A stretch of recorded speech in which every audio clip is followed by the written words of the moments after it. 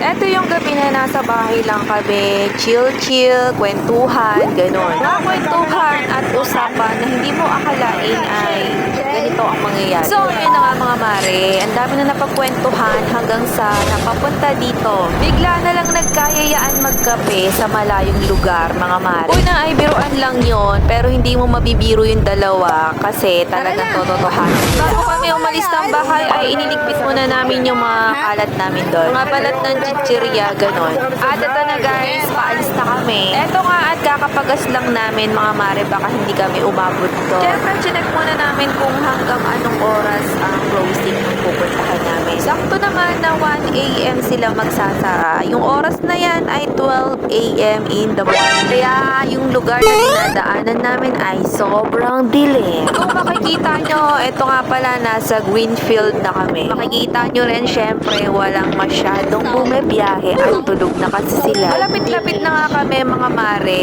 Ayan. Nakita ko na yung yung pagkakapehan mo.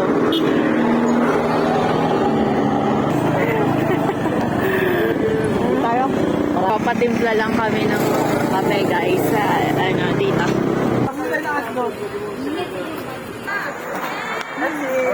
Dami pa rin tao. Dami pa rin tao. Alin?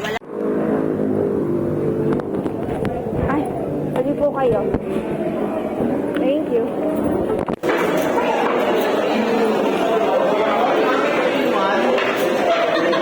Ano, magpapatimpla lang kami ng kape dito.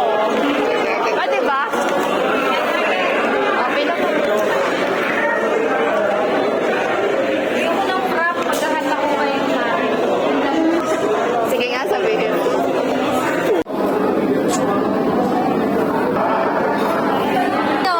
Asa si Chris?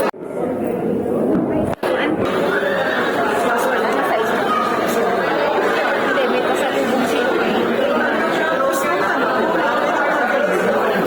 Hinihingi ng pasalubong sana yung nagsama yung hasta ng baby.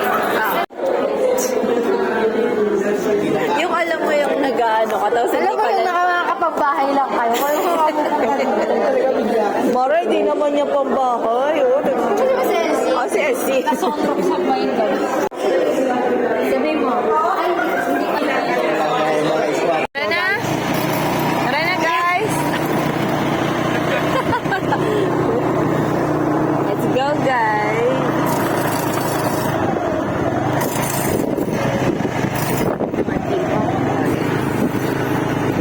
Nakikita ang logo ng Starbucks.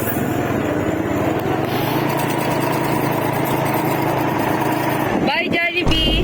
Bye Jollibee!